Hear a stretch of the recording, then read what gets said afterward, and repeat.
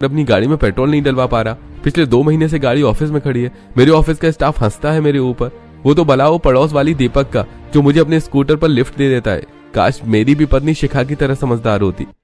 पूरा घर रिंकी को ताने मार रहा होता है, लेकिन रिंकी को इस बात से कोई फर्क नहीं पड़ता। उसको तो सिर्फ कैसे भी करके पैसे बचाने होते हैं। और फिर एक दिन, भाभी आप मेरा हिसाब कर दो, मैं आपके घर में काम नहीं कर पाऊंगी। क्या हो गया सुनीता, अचानक से काम क्यों छोड़ रही है?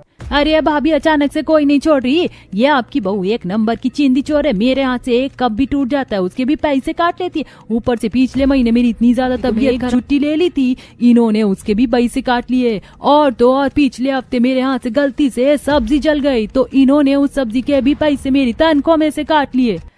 हद होती है रिंकी बहू, मुझे तुमसे इतनी उम्मीद नहीं थी। इस तरीके से तुम गरीबों के पेट पर लात मारोगी तो कैसे चलेगा?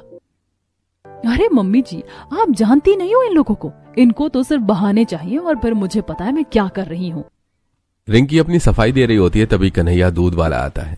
अरे भाभी मेरा आज का तक का हिसाब कर दो और किसी और को देख लो, क्योंकि मैं आपके घर दूध नहीं दे पाऊंगा।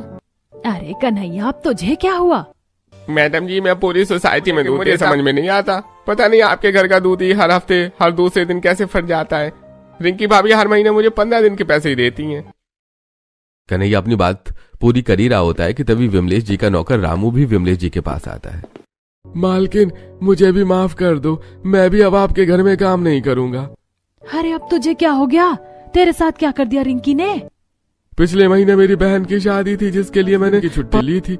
इन्होंने 5 दिन की जगह 8 दिन के पैसे काट लिए। ऊपर से मेरी बहन की शादी के लिए पड़ोस वाली शिखा भाभी ने अपनी कुछ साड़ियां और कुछ मिठाइयां भी दी, लेकिन रिंकी मेम साहब ने उल्टा मेरी तनख्वाह के पैसे काट लिए। रामू की बात सुनकर कमलेश जी घूर घूर कर रिंकी को और देखने लगती हैं।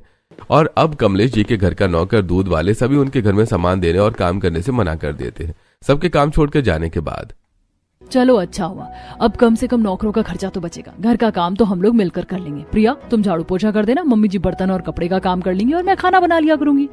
घर के नौकर आपकी वजह से काम छोड़कर गए, तो घर का काम तो आप ही करोगी, मुझसे तो उम्मीद मत करना। हाँ रिंकी बहू, अब इस बुढ़ापे में मुझे तो काम की उम्मीद मत करना। कपड़े मशीन में धो लेना और तुम ही देखो कैसे काम करना है। अरे लेकिन घर सबका है तो हमारी जिम्मेदारी है ना काम करने की, मैं अकेले कैसे करूंगी? लेकिन हमने तो नौकर लगवाए थे ना, तुमने ही नौकरों को घर से जाने पर मजबूर किया।